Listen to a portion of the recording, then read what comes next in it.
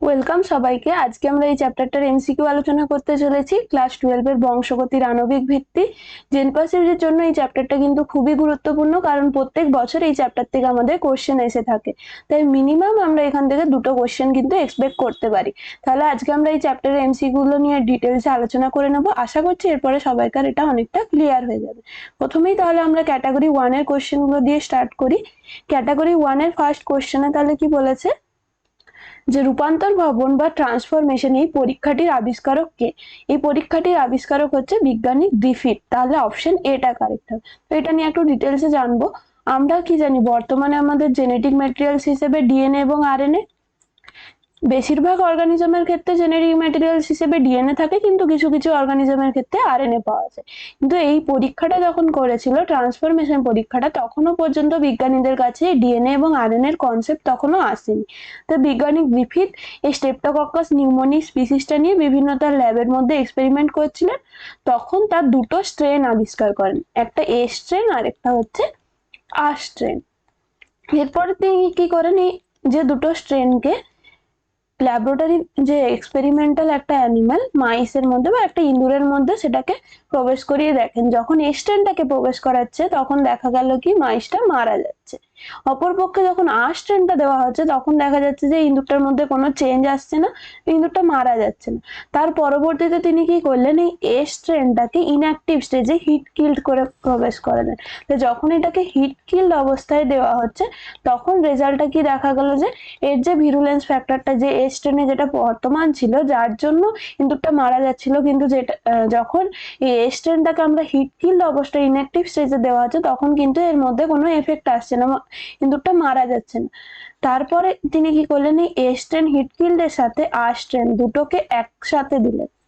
তাহলে একসাথে যখন দেওয়া হচ্ছে তখন আমাদের রেজাল্টটা আসার কি কথা, যেহেতু এ স্ট্রেনটাও হিট কিল তার সাথে আর স্ট্রেন দিচ্ছে, এটার মধ্যে কোনো ভিরুলেন্স ফ্যাক্টর নেই, তাহলে ইঁদুরটা না মারা যাওয়ার কথা।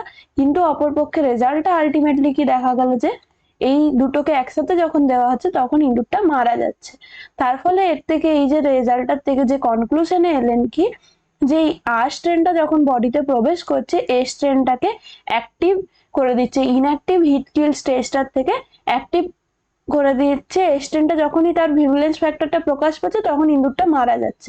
এর থেকে যে গ্রিফিথের পরীক্ষা থেকে কনক্লুশনটা কি দিলেন, যে কোনো না কোনো জেনেটিক ম্যাটেরিয়াল বর্তমান আছে যার জন্য সেটা আমাদের বডিতে যখন যাচ্ছে জেনেটিক চেঞ্জ আনছে, কিন্তু তখনও পর্যন্ত এই ডিএনএ বা আরএনএ জেনেটিক ম্যাটেরিয়াল হিসেবে এর কনসেপ্টটা দিতে পারেননি। তিনি সেটা ব্যাখ্যাও করতে পারেননি যে এটা জেনেটিক ম্যাটেরিয়ালটা কি বা কিভাবে হচ্ছে প্রসেসটা, বডিতে গিয়ে কিভাবে হচ্ছে এই জেনেটিক্যাল চেঞ্জ আনছে।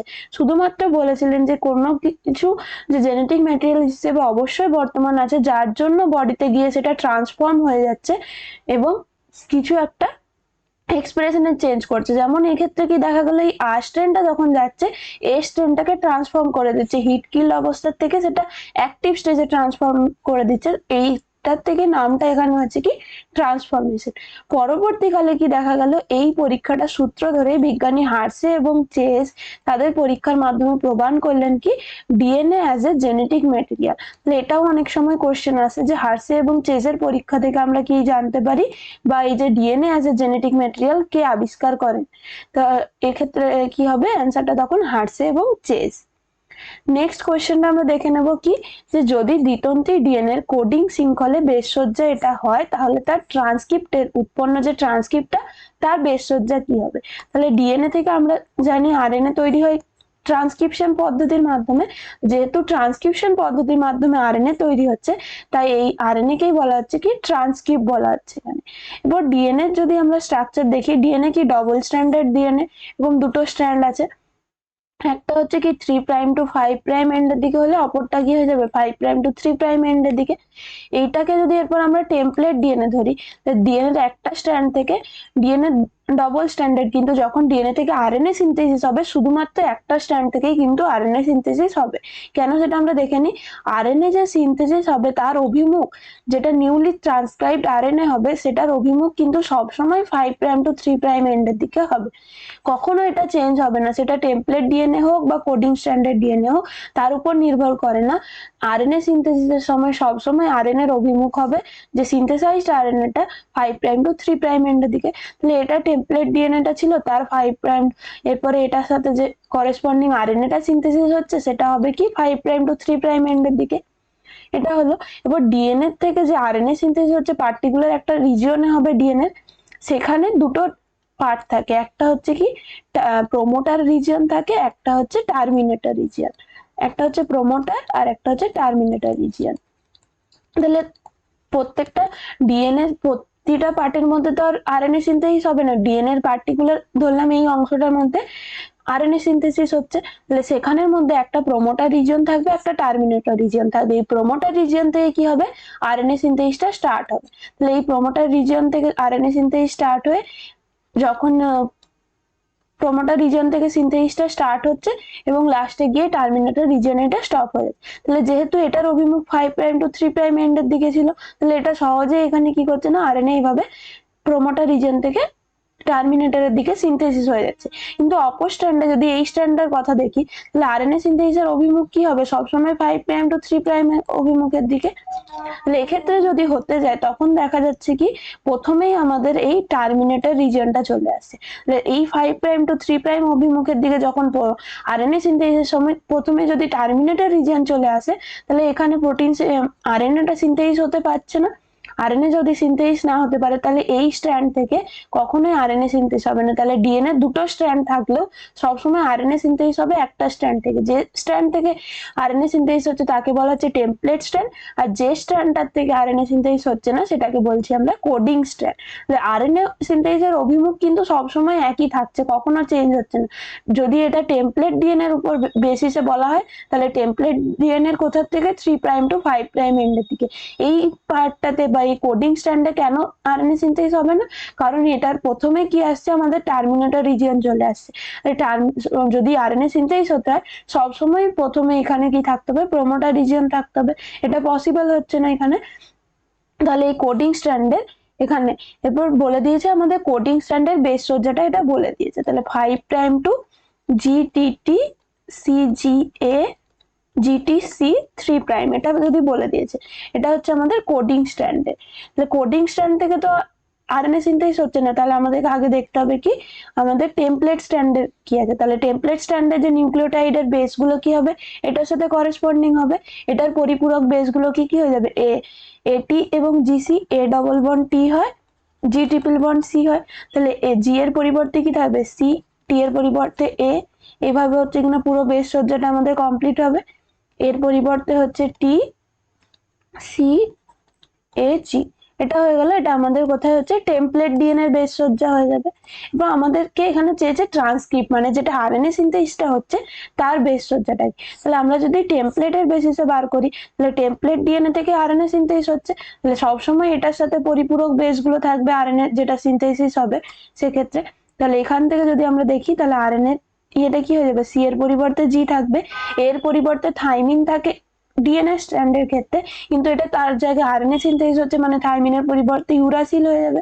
জি ইউ ইউ সি জি, টি এর পরিবর্তে এ, সি এর পরিবর্তে জি ইউ এবং সি, এটা হয়ে যাচ্ছে কি আমাদের আরএনএ যেটার সিনথেসিস হচ্ছে তার বেস হচ্ছে। তাহলে অপশন এখানে কোনটা হচ্ছে, এটা কারেক্ট।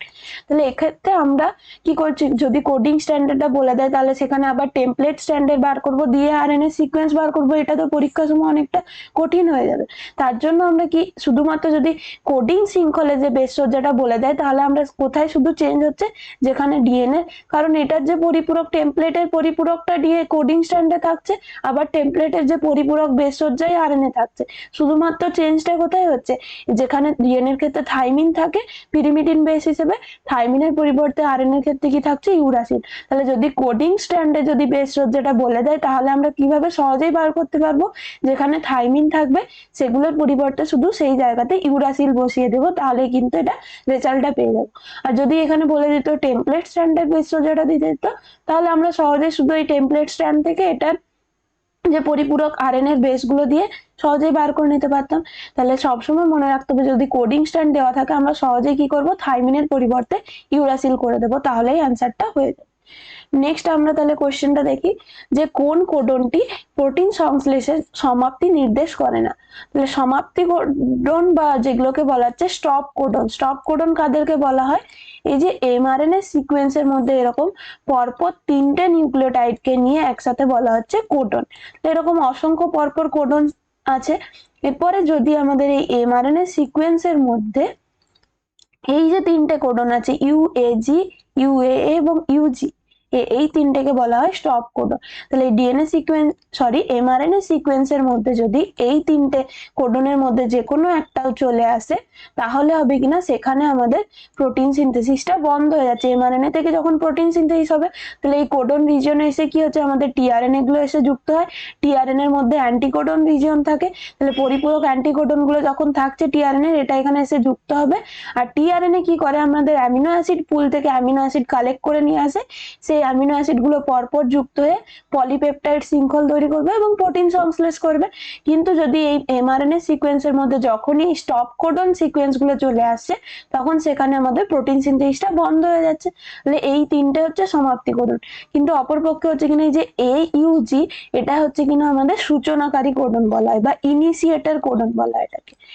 ইনিশিয়েটর কোডন কারণ কি, যদি আমাদের এমআরএনএ সিকোয়েন্সের মধ্যে প্রথমেই এইউজি চলে আসে, এখানে ধরলাম এইউজি আছে, তাহলে এখান থেকে কি হচ্ছে প্রোটিন সিনথেসিসটা স্টার্ট হবে, তার জন্য একে বলা হয় প্রারম্ভিক কোডন বা ইনিশিয়েটর কোডন। তাহলে এখানে বলেছে সমাপ্তি কোডনকে নির্দেশ করে না, তাহলে এটা কি হবে, এইউজি হয়ে যাবে। নেক্সট কি বলেছে যে ডিএনএর গুরুত্বপূর্ণ জিনগত ধারণা সম্পর্কে নিচের চিত্রটিতে দেখানো হয়েছে এবং এ থেকে সি পর্যন্ত শূন্যস্থান পূরণ করতে বলেছে। তাহলে এই যে পুরো ছবিটা আমরা দেখছি এটা কাকে ডিনোট করছে, সেন্ট্রাল ডগমা যে প্রসেসটাকে ডিনোট করা হচ্ছে। ডিএনএ থেকে যখন ডিএনএ রেপ্লিকেশন প্রসেস দেখানো হচ্ছে আর ডিএনএ থেকে এমআরএনএ সিনথেসিস হচ্ছে, মানে কি এর মাধ্যমে আমাদের কি দেখাতে চেয়েছে, ট্রান্সক্রিপশন প্রসেস। অপরপক্ষে বি যখন এমআরএনএ থেকে প্রোটিন সিনথেসিস হবে এই প্রসেসটা, এই বিটা তাহলে কাকে বলা হচ্ছে, ট্রান্সলেশন। এবং এই যে পুরো এই যে সেন্ট্রাল ডগমা প্রসেসটা যে কনসেপ্টটা দিয়েছিল কে, বিজ্ঞানী ফ্রান্সিস ক্রিক। যে ওয়াটসন এবং ক্রিক বিজ্ঞানী ডিএনএ স্ট্রাকচার দ্বিতন্ত্রী যে হেলিক্স স্ট্রাকচারটা দিয়েছিল তার মধ্যে বিজ্ঞানী ক্রিক এই সেন্ট্রাল ডগমা কনসেপ্টটাও দিয়েছিলেন। তাহলে এখানে কোনটা কারেক্ট হবে, অপশন এ কারেক্ট হবে, কারণ এ হচ্ছে ডিএনএ থেকে এমআরএনএ সিনথেসিস ট্রান্সক্রিপশন, এমআরএনএ থেকে বি তে প্রোটিন সিনথেসিস হচ্ছে ট্রান্সলেশনের মাধ্যমে, এবং পুরোটাকে এই সেন্ট্রাল ডগমা এই পুরো প্রসেসটাকে বলা হচ্ছে ট্রান্সক্রিপশন, ট্রান্সলেশন এবং ডিএনএ রেপ্লিকেশন, এই 3টেকে একসাথে বলা হয় সেন্ট্রাল ডগমা। এই যে প্রস্তাবটা দেন কে, বিজ্ঞানী ফ্রান্সিস ক্রিক। নেক্সট কি বলেছে যে নিম্নলিখিত কোন ট্রিপলেট কোডনটি প্রোটিন সংশ্লেষের সূচনাকারী বা ইনিশিয়েশন কোডন হিসেবে পরিচিত। আমরা আগেই বললাম ইনিশিয়েশন কোডন হিসেবে কি থাকে, এইউজি। এই এইউজি কোডনটা হচ্ছে যে পার্টিকুলার অ্যামিনো অ্যাসিডটাকে ডিনোট করে, সেটা হচ্ছে কি মিথিওনিনের জন্য কোড করে। তাহলে এই যে প্রত্যেকটা আমরা কোডন বলছি, প্রত্যেকটা কোডনের কিন্তু নির্দিষ্ট অ্যামিনো অ্যাসিডকে ডিনোট করে, প্রত্যেকটা কোডনের কিন্তু স্পেসিফিক অ্যামিনো অ্যাসিডকে ডিনোট করতে পারে। নেক্সট কি বলেছে যে এডিএনএ, এডিএনএ এর ক্যারেক্টারিস্টিক্স কি, তাহলে এডিএনএ হচ্ছে কিনা দক্ষিণাবর্ত বা রাইট হ্যান্ডেড হবে, তার সাথে আরেকটা কি হচ্ছে, এটা সবসময় মনে রাখতে হবে, এডিএনএ হবে কি রাইট হ্যান্ডেড, তার সাথে এই যে 11 জোড়া নিউক্লিওটাইড বিশিষ্ট, মানে কি এই যে ডিএনএ যদি আমরা এরকম ডবল হেলিক্স স্ট্রাকচার দেখা হয় প্রত্যেকটা এই যে টার্ন বা পাকের মধ্যে এখানে কি হচ্ছে না 11টা বেস পেয়ার থাকবে এডিএনএ এর ক্ষেত্রে। অপরপক্ষে যদি আমরা দেখি কি বিডিএনএ, যেটা হচ্ছে আমাদের নর্মালি আমরা যেটা ডিএনএ স্ট্রাকচার পড়ি মানে ওয়াটসন এবং টিকের মডেল অনুযায়ী, বিডিএনএ যদি ক্যারেক্টারিস্টিক্স দেখি এটাও কি হবে দক্ষিণাবর্ত বা রাইট হ্যান্ডেড। তাহলে এডিএনএ আর বিডিএনএ এর মধ্যে শুধু পার্থক্যটা কোথায় হয়ে যাবে, এডিএনএ এর ক্ষেত্রে এই যে প্রতিটা পাকের মধ্যে 11টা বেস জোড়া থাকছিল, 11টা বেস পেয়ার থাকছিল, কিন্তু হচ্ছে বিডিএনএ এর ক্ষেত্রে সেটা কটা হয়ে যাবে 10টা বেস পেয়ার থাকবে। আরেকটা এখানে আরেকটা টাইপ মনে রাখতে হবে ডিএনএ, যেটা হচ্ছে জেড ডিএনএ। এই জেড ডিএনএ দিয়ে কোশ্চেন কিন্তু আমাদের 2022 সালের একটা প্রিভিয়াস ইয়ারে এসেছে জেনপাস ইউজি। তাহলে এই জেড ডিএনএটা হচ্ছে কি, এটা মনে রাখতে হবে, এটা এই দুটো এডিএনএ এবং বিডিএনএ কি ছিল রাইট হ্যান্ডেড, কিন্তু জেড ডিএনএ সবসময় হবে লেফট হ্যান্ডেড বা বামাবর্তী। আর এর যে প্রত্যেকটা এরকম পাকের মধ্যে 12টা করে বেস পেয়ার থাকবে। তাহলে এডিএনএ এর ক্ষেত্রে কটা পড়লাম আমরা, 11টা বেস পেয়ার, বিডিএনএ এর ক্ষেত্রে 10টা, এবং জেড ডিএনএ এর ক্ষেত্রে 12টা বেস পেয়ার থাকবে। তাছাড়াও এখানে এই যে এরকম হেলিক্যাল সিমেট্রিক্যাল স্ট্রাকচার দেখা যায় এ ডিএনএ এবং বি ডিএনএ এর ক্ষেত্রে, কিন্তু জেড ডিএনএ এর ক্ষেত্রে এরকম জিগজ্যাগ প্যাটার্ন দেখা যায় ডিএনএ এর যে স্ট্রাকচারটা। তার জন্য এটা আরেকটা মনে রাখতে হবে, জেড ডিএনএ নামকরণটা কোথা থেকে হয়েছে, জিগজ্যাগ প্যাটার্নের জন্যই হয়েছে। বাকিগুলো এ ডিএনএ বি ডিএনএ এইরকম যে ডবল হেলিক্স স্ট্রাকচার হয়, কিন্তু জেড ডিএনএ এর ক্ষেত্রে এরকম আমরা জিগজ্যাগ প্যাটার্নের স্ট্রাকচার দেখতে পাই। নেক্সট কি বলেছে যে শতকরা যদি 20 ভাগ সাইটোসিন বিশিষ্ট একটি দ্বিতন্তি ডিএনএ তে থাইমিনের কত ভাগ থাকবে। তাহলে এ ডবল বন্ড টি হয়, দুটো হাইড্রোজেন বন্ড দিয়ে যুক্ত থাকে, এবং জি বা মানে যেটা হচ্ছে অ্যাডেনিন এবং থাইমিন একসাথে থাকে, আর গুয়ানিন এবং সাইটোসিন যদি ডিএনএ এর কথা বলি। আর যদি আরএনএ হয় সেক্ষেত্রে এর সাথে কি ডবল বন্ডে ইউরাসিল থাকবে থাইমিনের পরিবর্তে। এখানে বলে দিয়েছে 20 ভাগ সাইটোসিন আছে, মানে যদি 100% এর মধ্যে 20% সাইটোসিন থাকে, তাহলে যদি 20% সাইটোসিন থাকে তার সমানুপাতে থাকবে গুয়ানিন বেসটাও সবসময় তার সমানুপাতে থাকবে, তার মানে এটাও কি হয়ে যাবে 20%। তাহলে বাকি কত থেকে যাচ্ছে 100% এর মধ্যে 60%। এই যে বেসগুলো অ্যাডেনিন এবং থাইমিন সেইগুলোও কি হবে না সমানুপাতে থাকছে, তাহলে এটাকে আমরা হাফ হাফ করে দিলে রেজাল্টটা পেয়ে যাব 30%, এটাও কি হয়ে যাবে 30%। তাহলে যে বেস পেয়ার গুলো যে অ্যাডেনিন এবং যে নাইট্রোজেন বেস গুলো একসাথে যুক্ত হচ্ছে সবগুলো সবসময় কি থাকবে না, তাদের যে অনুপাতটা বা শতকরা যে কত ভাগ থাকবে সেটা সবসময় কি হচ্ছে না সমান হবে। এক্ষেত্রে সাইটোসিনটা বলে দিয়েছে, আমরা থাইমিনটা এখান থেকে বার করব, যে কোনো একটা যদি পার্সেন্টেজটা বলে দেয় আমরা সহজে তাহলে সেখান থেকে অপর যে নাইট্রোজেন বেসের পার্সেন্টেজটা বার করে নিতে পারবো। তাহলে এখানে কোনটা হবে, অপশন সি কারেক্ট হবে। নেক্সট কি বলেছে যে যতগুলি কোডন বিভিন্ন অ্যামিনো অ্যাসিডের সংকেত বহন করে। তাহলে আমরা যে যে কোডনের কথা বললাম 3টে করে নিউক্লিওটাইডের সিকোয়েন্স নিয়ে ধরলাম এরকম আছে AUG, বা যে কোনো কিছু জি আছে, টি আছে, এ আছে, এরকম একটা, এটা আমরা একটা ধরে নিলাম। তাহলে এই যে এরকম পরপর 3টে করে অ্যামিনো অ্যাসিড, সরি 3টে করে যে নিউক্লিওটাইড নিয়ে তৈরি হচ্ছে যেগুলো, সেটা হচ্ছে কিনা আমাদের কোডন বলছি। তো এইরকম আমাদের যে টোটাল কোডনের সংখ্যা কত হচ্ছে 61টা টোটাল কোডন আছে। তাহলে টোটাল কোডনের সংখ্যা কত হচ্ছে 61, আর টোটাল অ্যামিনো অ্যাসিডের সংখ্যা কত হয়ে যাবে 20 অ্যামিনো অ্যাসিড আছে। এই অ্যামিনো অ্যাসিডের মধ্যে 20টা অ্যামিনো অ্যাসিডের মধ্যে কিছু আছে এসেন্সিয়াল অ্যামিনো অ্যাসিড, আবার কিছু আমাদের নন এসেন্সিয়াল অ্যামিনো অ্যাসিডও আছে। এই 61টা কোডন, তাহলে অপশন সিটা কারেক্ট হচ্ছে। তো এখানে আমরা দেখছি কি যে অ্যামিনো অ্যাসিডের চেয়ে কোডনের সংখ্যা বেশি, তার মানে কি একের চেয়ে বেশি দুটো বা তিনটে চারটে কোডন কিন্তু একটা অ্যামিনো অ্যাসিডকে ডিনোট করতে পারে, কিন্তু একটা কোডন একটাই মাত্র নির্দিষ্ট অ্যামিনো অ্যাসিডকে কোড করবে। যেমন আমাদের এই যে AUG-র জন্য বললাম মিথিওনিনকে কোড করবে, এই AUG যে কোডনটা সেটা শুধুমাত্র কিন্তু মিথিওনিনকেই কোড করবে, অন্য কোনো অ্যামিনো অ্যাসিডকে কিন্তু এই AUG কোডনটা সিনথেসিস করতে পারবে না। এটা কখনোই ভ্যালিন, লাইসিন বা আইসোলিউসিন এই যে অ্যামিনো অ্যাসিডগুলো আছে এগুলোকে কোড করতে পারবে না। কিন্তু একের চেয়ে বেশি যেহেতু কোডনের সংখ্যা বেশি, তাহলে একাধিক কোডন কিন্তু একটা অ্যামিনো অ্যাসিডের জন্য দায়ী থাকতে পারে। তার মানে কি আমরা যদি ধরে নিই যে একটা অ্যামিনো অ্যাসিডের কিন্তু একাধিক কোডন থাকতে পারে, কিন্তু একটা কোডনে সবসময় একটা অ্যামিনো অ্যাসিডকে কোড করতে পারবে, এটা কিন্তু বারবার গুলিয়ে যায়, এখানটা মনে রাখতে হবে।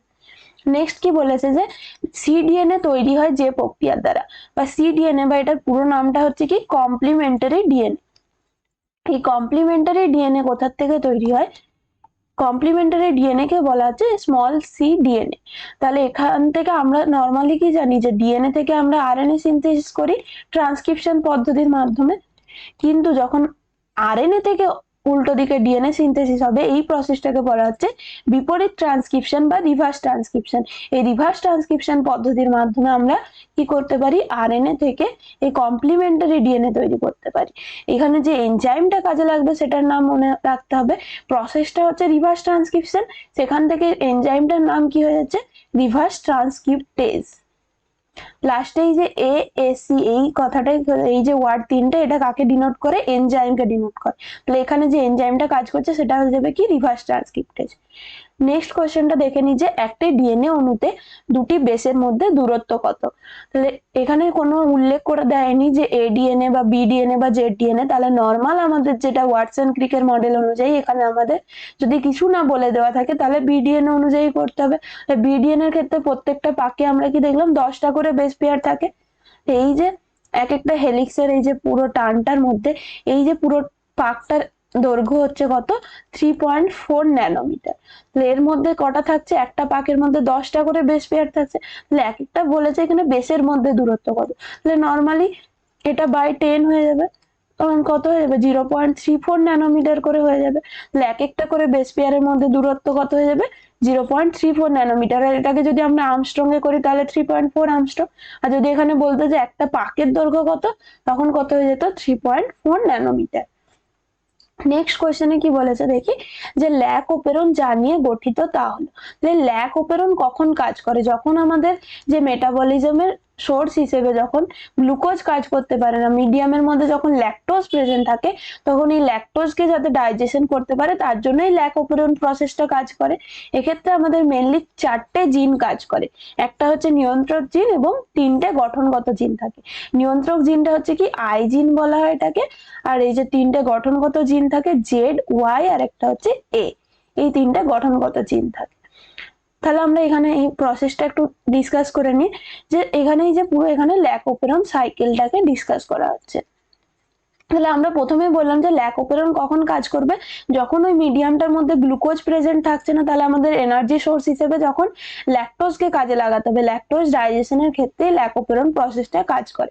তাহলে নর্মালি যখন আমাদের এই যে যদি ইন্ডিউসার হিসেবে এই ল্যাকটোজটা মিডিয়ামে থাকলে ল্যাকটোজটা আমাদের ইন্ডিউসার হিসেবে কাজ করে, এটা মনে রাখতে হবে। ইন্ডিউসার হিসেবে কখনোই আই জিনটা কাজ করে না, ইন্ডিউসার হিসেবে কি কাজ করে ল্যাকটোজ।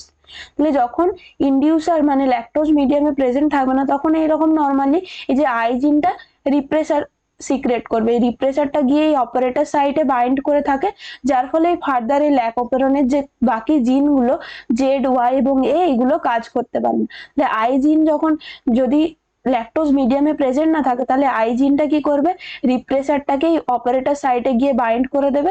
অপারেটর সাইটটাই হচ্ছে মেন এই যে ফার্দার যে ল্যাক অপারেটরের সাইকেলটাকে এগিয়ে নিয়ে যেতে সাহায্য। তাহলে অপারেটর সাইডে যখন এই রিপ্রেসারটা বসে থাকছে, তখন এই জেড, ওয়াই এবং এ জিনগুলো কাজ করতে পারবে। এরপরে আমরা দেখবো কি না, যখন মিডিয়ামের মধ্যে আমাদের ল্যাকটোজ চলে আসছে, তাহলে ল্যাকটোজটা যখন ইন্ডিউসার হিসেবে কাজ করবে, তখন এই যে আই জিন থেকে যে রিপ্রেসারটা সিনথেসিস হয়, রিপ্রেসারের সাথে কি করবে না, ল্যাকটোজটা বাইন্ড করে যাচ্ছে ইন্ডিউসার হিসেবে। এই ইন্ডিউসার রিপ্রেসার কমপ্লেক্স তৈরি করছে। এরপর এই ইন্ডিউসার রিপ্রেসার কমপ্লেক্সটা যখন অপারেটর সাইটে গিয়ে যুক্ত হয়ে যাচ্ছে, তখন কিন্তু এই যে জিনগুলো এরপরে ফার্দার কাজ করতে পারছে। তার মানে কি ল্যাক অপারেটর সাইকেলটা প্রোগ্রেস করছে। জেড, ওয়াই এবং এ জিনগুলো কাজ করলে তারা কি করবে না, বিভিন্ন এনজাইম সিক্রেট করছে। যেমন জেড জিন থেকে বিটা গ্যালাক্টোসাইডেস, ওয়াই থেকে পারমিয়েজ এবং এ থেকে ট্রান্সঅ্যাসিটাইলেজ, এই এনজাইমগুলো সিক্রেট করবে এবং এগুলো কি করছে না, ল্যাকটোজকে ডাইজেস্ট করতে হেল্প করছে। আশা করছি এটা ক্লিয়ার হয়েছে। নেক্সট কি বলেছে, যে নিচের কোনটির অনুপস্থিতির কারণে আমরা নিউক্লিওসাইডকে নিউক্লিওটাইডের থেকে পৃথক করতে পারি। নিউক্লিওটাইড মানে আমরা কি জানি, যে নিউক্লিওটাইডের মধ্যে একটা N2 বেস থাকবে, তার সাথে হচ্ছে কিনা যে রাইবোজ সুগার থাকছে বা ডিঅক্সি রাইবোজ সুগার থাকছে। তার মানে কি ফেন্টোজ সুগার থাকে, নর্মালি শর্করা থাকবে। তাহলে যদি ডিএনএ হয় তার ক্ষেত্রে কি হয়ে যাচ্ছে, ডিঅক্সি রাইবোজ শর্করা। আরএনএ এর ক্ষেত্রে তখন হয়ে যাচ্ছে সেটা রাইবোজ শর্করা, তার সাথে ফসফেট গ্রুপ থাকবে।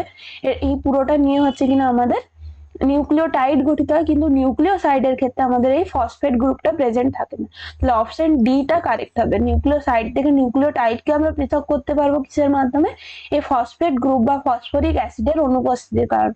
তাহলে এই যে ডিএনএ যে স্ট্রাকচারটা আমরা দেখছি, এটা ডিএনএ, তাহলে এই যে সাইডটা তৈরি হচ্ছে মানে কি, এই যে সিঁড়ির মতো স্ট্রাকচার গুলো মাঝখানগুলোতে নাইট্রোজেন বেস থাকছে, আর এই যে সাইডের যেটা তৈরি হচ্ছে সেটা হচ্ছে এখানে কি থাকবে, রাইবোজ শর্করা বা ডিঅক্সি রাইবোজ শর্করা গুলো এই সাইডটাকে তৈরি করছে। আর মাঝখানে যে সিঁড়ির মতো ধাপগুলো তৈরি করে কে, নাইট্রোজেন বেস পেয়ার গুলো। মানে কি এখানে জি ধরলাম, এ আছে, সি আছে, টি আছে, তো এইগুলো এরকম ভাবে পরপর এখানে মাঝখানটাতে হাইড্রোজেন বন্ড দিয়ে এখানটা এই সিঁড়ির মতো স্ট্রাকচারটা তৈরি করে ডিএনএ। আর সাইডে কি থাকছে না, শর্করা গুলো থাকে, ডিঅক্সি রাইবোজ শর্করা এবং বা হচ্ছে কি রাইবোজ শর্করা আরএনএ এর ক্ষেত্রে, তার সাথে এই সাইডে হচ্ছে কিনা ফসফেট গ্রুপ গুলো যুক্ত থাকে, এইভাবে ডিএনএ স্ট্রাকচারটা গঠন করে। কিন্তু নিউক্লিওসাইডের ক্ষেত্রে আমাদের ফসফেট গ্রুপ থাকবে না। নেক্সট কি বলেছে, যে ডিএনএ এর কোন অংশটি প্রোটিন সংশ্লেষে সক্ষম। ডিএনএ থেকে আরএনএ সিনথেসিস করব, আরএনএ থেকে প্রোটিন সিনথেসিস করব।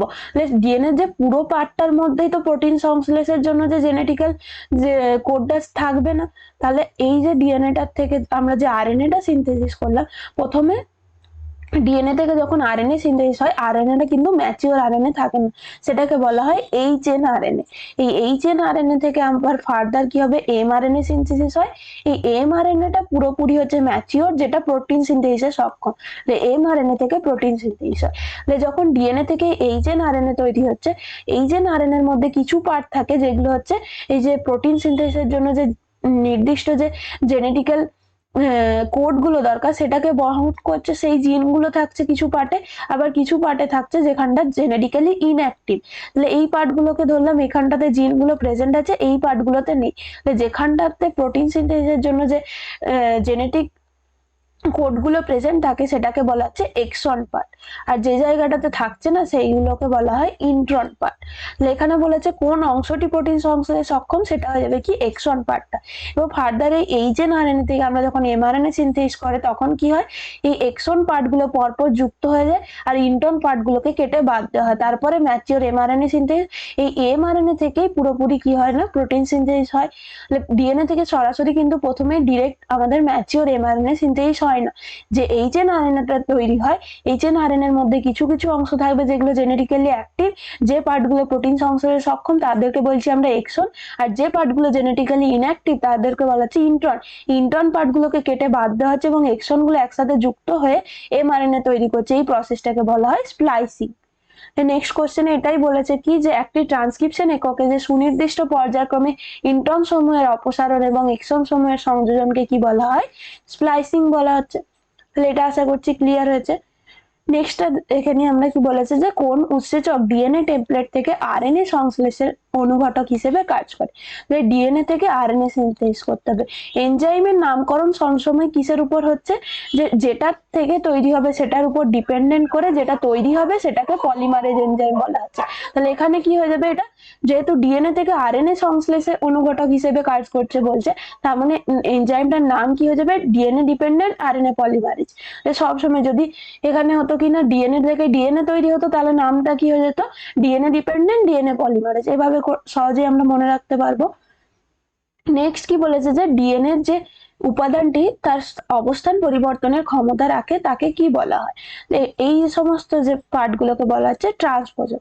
ডিএনএ এর মধ্যে তো অসংখ্য জিন প্রেজেন্ট থাকছে, কিছু কিছু জিন থাকে তারা কি হচ্ছে না, তাদের যে ডিএনএ এর মধ্যে একটা পার্টিকুলার লোকাসের মধ্যে জিনটা প্রেজেন্ট থাকে, কিন্তু কিছু কিছু জিনের ক্ষেত্রে দেখা যাচ্ছে তারা তাদের যে লোকাসটা বা অবস্থানটা কিন্তু পরিবর্তন করতে পারে। সেই সমস্ত জিনগুলোকে বলা হয় জাম্পিং জিন বা ট্রান্সপোজন বলা হয়। এই সমস্ত ডিএনএ যে প্রত্যেকটা জিনই কিন্তু তাদের স্থান পরিবর্তন করতে পারে, এই যে স্পেশাল টাইপ অফ যে জিনগুলো তাদের স্থান পরিবর্তন করতে পারে তাদেরকে আমরা বলছি ট্রান্সপোজন। এছাড়া এখানে যে সিস্টন বলা আছে, সিস্টনটা কি আমাদের জেনে রাখতে হবে, সিস্টন হচ্ছে কিনা ডিএনএ যে পার্টিকুলার অংশটা ট্রান্সক্রিপশনের টেক পার্ট করছে তাদেরকে বলা হয় সিস্টন। আর রেকনটা হচ্ছে স্মলেস্ট ইউনিট, তাহলে সব থেকে স্মল পার্ট যেখান থেকে আমরা কোনো প্রোটিন সিনথেসিস করতে পারবো বা আরএনএ সিনথেসিস করতে পারবো, ডিএনএ থেকে আরএনএ সিনথেসিস, সব থেকে স্মল যে অংশটা আমাদের কোনো আরএনএ সিনথেসিসের সংকেত বহন করে তাকে বলা হচ্ছে রেকন।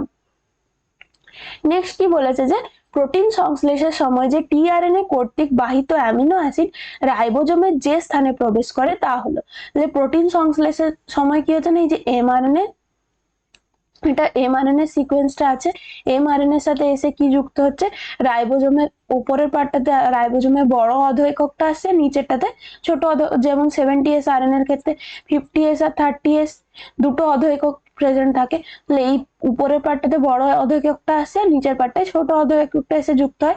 এবার এমআরএনএ এর মধ্যে এরকম পরপর কোডন থাকছে, আর টিআরএনএ হচ্ছে কি অ্যামিনো অ্যাসিড পুল থেকে অ্যামিনো অ্যাসিডকে নিয়ে আসবে।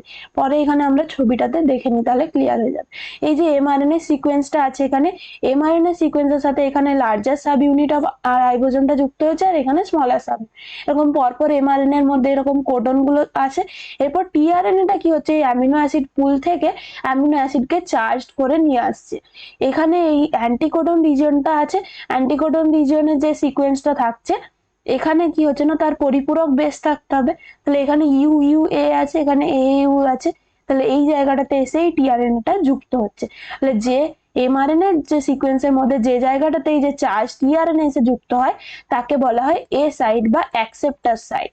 এরপরে পরপর হচ্ছে কিনা যখনই টিআরএনএ গুলো এসে যুক্ত হচ্ছে, এই যে একটা ডিএনএ টিআরএনএ থেকে আবার পাশের টিআরএনএটাকে এখানে সরে যাচ্ছে, আবার পর আরেকটা টিআরএনএ এসে যুক্ত হবে। এই যে পরপর এই সাইডে সরে যাচ্ছে আর একটা করে টিআরএনএ এসে যুক্ত হচ্ছে, এই সাইডটাকে বলা হয় পি সাইড বা পেপটাইডিল সাইড। এটার আরেকটা নাম হচ্ছে ডোনর সাইড।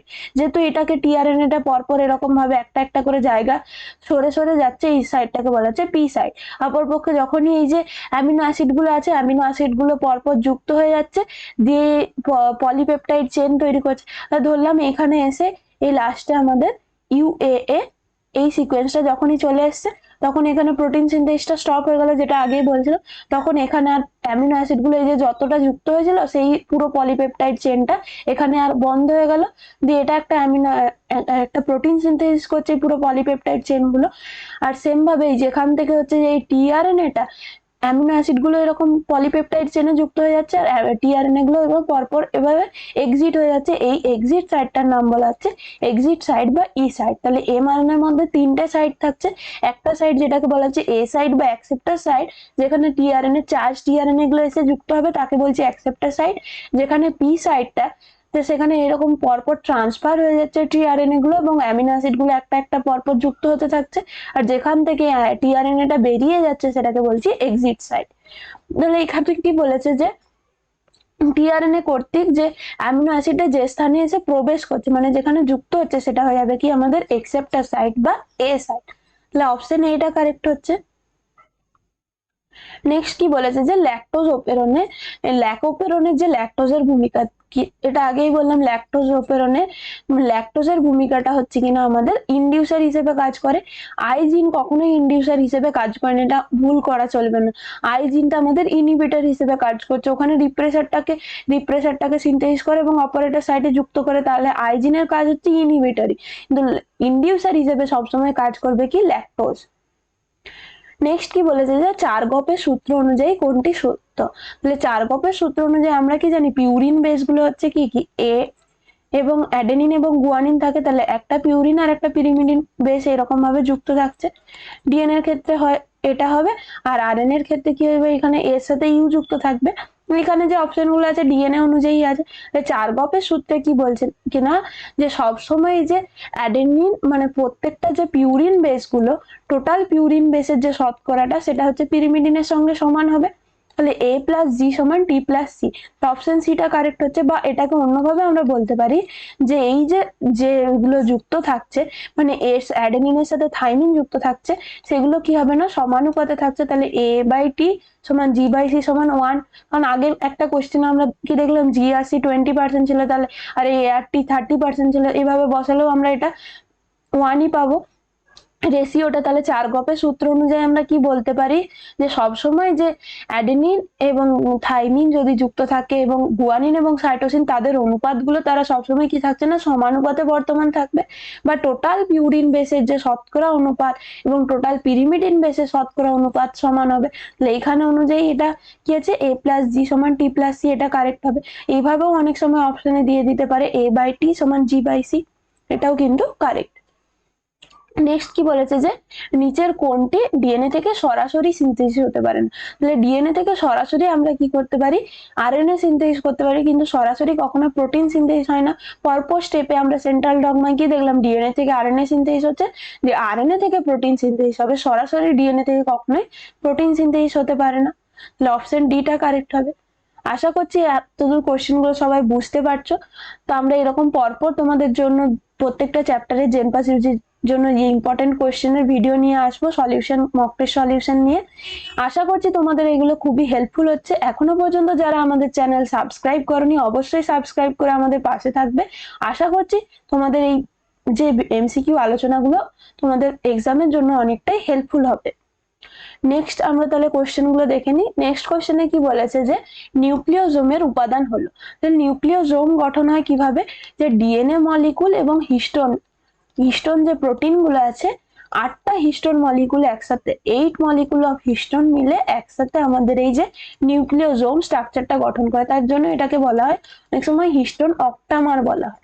তাহলে ডিএনএটা সবসময় কি হচ্ছে আমাদের নেগেটিভলি চার্জ থাকে, আর হিস্টোন যেহেতু ডিএনএ এর মধ্যে কি আছে নিউক্লিক অ্যাসিড প্রেজেন্ট আছে, এগুলো ডিএনএ সবসময় নেগেটিভলি চার্জ।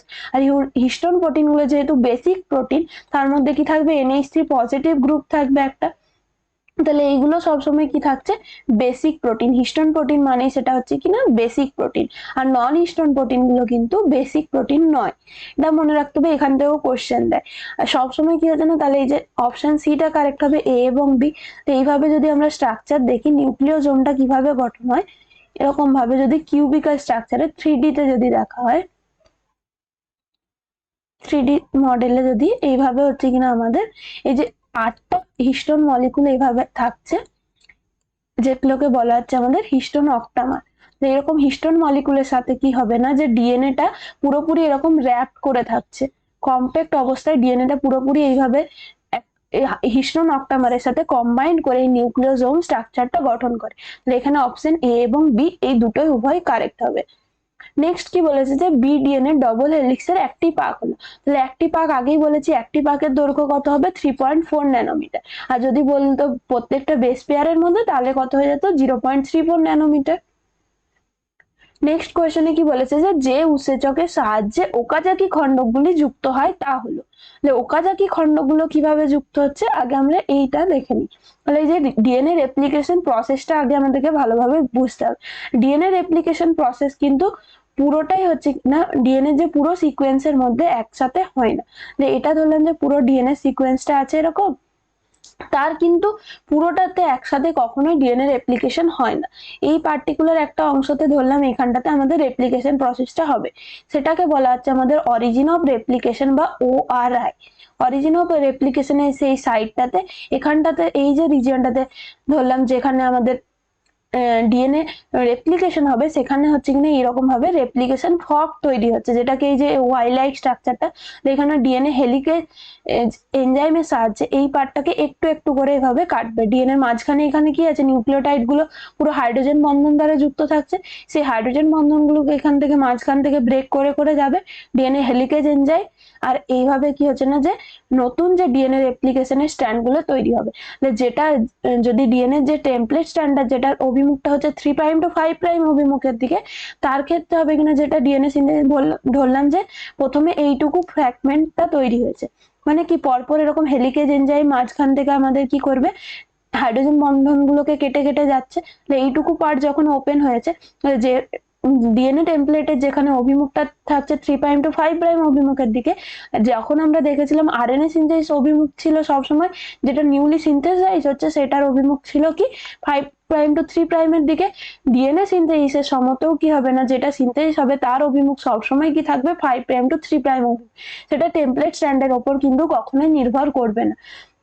তাহলে এইরকম 5' to 3' অভিমুখের দিকে পরপর এরকম কন্টিনিউয়াসলি একটা স্ট্র্যান্ড তৈরি হয়ে হয়ে যাচ্ছে, কিন্তু যেটা টেমপ্লেট স্ট্র্যান্ডটাই ছিল কি 5' to 3' অভিমুখের, সরি 3' to 5' অভিমুখের দিকে, তার ক্ষেত্রে কিন্তু আমাদের কি হবে যখনই ডিএনএ সিনথেসিস হতে হবে, তাহলে এরকম করে ছোট ছোট পার্টে তৈরি হচ্ছে, কারণ কি এর অভিমুখটা কোন দিকে থাকছে 5' to 3' অভিমুখের দিকে সবসময় সে তৈরি করতে পারবে, কখনোই এই দিকে সে 3' to 5' অভিমুখের দিকে ডিএনএ সিনথেসিস করতে পারবে না। আলটিমেট যে পুরো রেপ্লিকেশন প্রসেসের অভিমুখ কোথায় থাকছে এই দিকে থাকছে।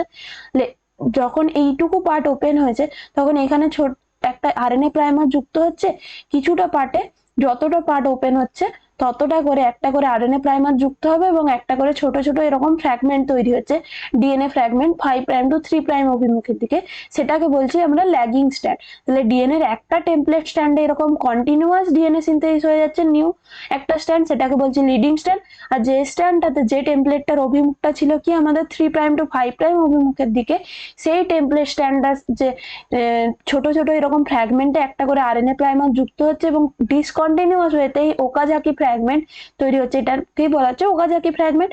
আর এই যে স্ট্র্যান্ডটা তৈরি হচ্ছে সেটাকে বলা হচ্ছে ল্যাগিং স্ট্র্যান্ড। তাহলে এই জায়গাতে এসে ধরলাম আমাদের অরিজিন অফ রেপ্লিকেশনের এই সাইডটা, রেপ্লিকেশন সাইডটা এখানে স্টপ হয়ে গেছে।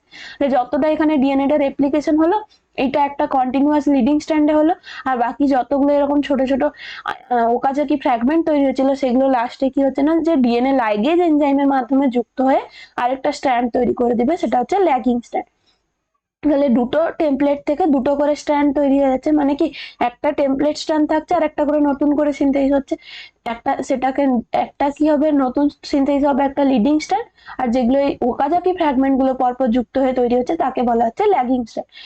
এই ক্ষেত্রে এরকম ভাবে দুটো আরএনএ সিনথেসিসের সময় কি দেখেছিলাম আমরা, একটা ডিএনএ থেকে দুটো ডিএনএ স্ট্র্যান্ড থেকে কিন্তু একটাই মাত্র আরএনএ সিনথেসিস হচ্ছিল, কিন্তু ডিএনএ যখন রেপ্লিকেশন প্রসেসের মাধ্যমে কি হয়, দুটো টেমপ্লেট ডিএনএ স্ট্র্যান্ড থেকে আবার নতুন দুটো হচ্ছে কিনা আমাদের ডিএনএ স্ট্র্যান্ড তৈরি হচ্ছে, এই প্রসেসটাকে বলা হচ্ছে।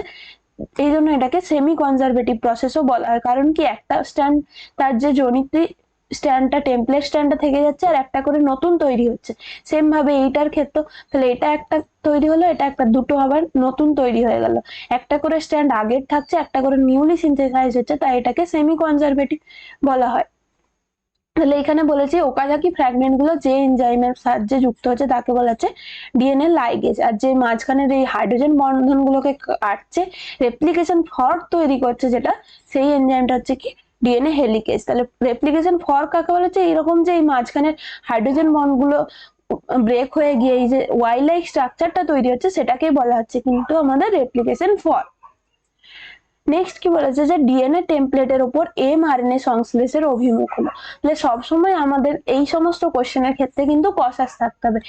এখানে বলে দিয়েছে কি এমআরএনএ সংশ্লেষের অভিমুখ কি, এমআরএনএ সংশ্লেষের অভিমুখ বলুক বা ডিএনএ সিনথেসিসের অভিমুখ বলুক, সবসময় সেটা কি হবে 5' to 3' অভিমুখের দিকে। যদি বলতো যে টেমপ্লেট স্ট্যান্ডার্ড কোন দিকে, তাহলে হতো কি 3' to 5' এর দিকে, কিন্তু এখানে বলেছে কি এমআরএনএ সংশ্লেষের অভিমুখটা কোন দিকে, সেটা সবসময় কি থাকবে 5' to 3' অভিমুখের দিকে।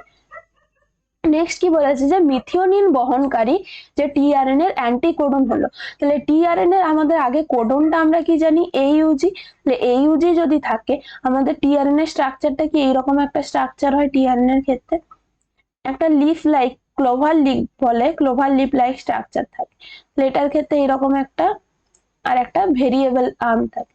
এই এই যে সাইডটাকে বলা হয় অ্যান্টিকোডন সাইড, এখানে এরকম তিনটে অ্যান্টিকোডন থাকবে। এটা ধরলাম এমআরএনএ এর মধ্যে, এমআরএনএ এর মধ্যে এখানে এইউজি আছে, এইউজি থাকলে তার এখানে যে করেসপন্ডিং এখানে যদি অ্যান্টিকোডন থাকে তাহলেই সেই টিআরএনএ এসে কি করবে না এটার সাথে যুক্ত হতে পারবে। তাহলে এখানে কি থাকতে হবে, এর পরিবর্তে ইউ, ইউ এর পরিবর্তে এ এবং জি এর পরিবর্তে সি, তাহলে এটা অপশন বিটা কারেক্ট হয়ে যাবে ইউএসি। আর এই যে টিআরএনএ এর এই অংশটাতে কি হবে না অ্যামিনো অ্যাসিডটা যুক্ত হয়, তাহলে মিথিওনিন বহনকারী করলে এইখানটাতে মিথিওনিন অ্যামিনো অ্যাসিডটা এইখানটাতে থাকছে, আর এখানে তার যে অ্যান্টিকোডন সাইটে কি থাকবে ইউএসি থাকছে। এমআরএনএ এর মধ্যে যখনই এইউজি পাবে এই টিআরএনএটা এখানে এসে যেটা এ সাইট বললাম এখানে এসে যুক্ত হবে এবং পরপর এরকম ভাবে যে আমাদের অ্যামিনো অ্যাসিড গুলো ট্রান্সফার হয়ে গিয়ে পুরো পলিনিউক্লিওটাইডের চেন তৈরি করে দেবে। নেক্সট কি বলেছে যে ডিএনএ রেপ্লিকেশন প্রক্রিয়াকে কি বলে, তাহলে একটু আগেই বললাম ডিএনএ রেপ্লিকেশন প্রক্রিয়াকে কি বলা হয়, সেমি কনজারভেটিভ প্রসেস বলা হয়। কারণ কি এই যে একটা করে নতুন তৈরি হয়, সেমি কনজারভেটিভ মানে কি একটা করে যে তার যে প্যাটার্নাল ডিএনএ স্ট্র্যান্ড ছিল সেটাকে কনজার্ভ করে, তার যে জেনেটিক সিকোয়েন্সটাকে কনজার্ভ করছে আর একটাকে নতুন করে তৈরি করছে, তার জন্য এটাকে বলা হচ্ছে সেমি কনজারভেটিভ। নেক্সট কোশ্চেনে কি বলেছে যে কোন সজ্জাটিকে প্রিবনো বক্স বলা হয়, তাহলে প্রিবনো বক্স একটা হচ্ছে স্পেসিফিক একটা স্পেশাল সিকোয়েন্স যেটা কি করে না, স্পেশাল সিকোয়েন্স ডিএনএ সিকোয়েন্সের যখনই হচ্ছে কিনা এই যে প্রিবনো বক্স যে সিকোয়েন্সটা আমরা পাবো তখন হচ্ছে কিনা ডিএনএ ট্রান্সক্রিপশন প্রসেসটা স্টার্ট হবে। তার মানে কি ডিএনএ থেকে যে আরএনএ সিনথেসিস হবে এই প্রসেসটা স্টার্ট হবে। যেমন আমরা দেখলাম যদি এমআরএনএ এর মধ্যে যে ইনিশিয়েটর কোডন থাকে সেটা আমাদের প্রোটিন সিনথেসিস প্রসেসটাকে স্টার্ট করছে, সেম ভাবে প্রিবনো বক্স যদি ডিএনএ ট্রান্সক্রিপশনের জন্য ইনিশিয়েশন করতে সাহায্য করছে।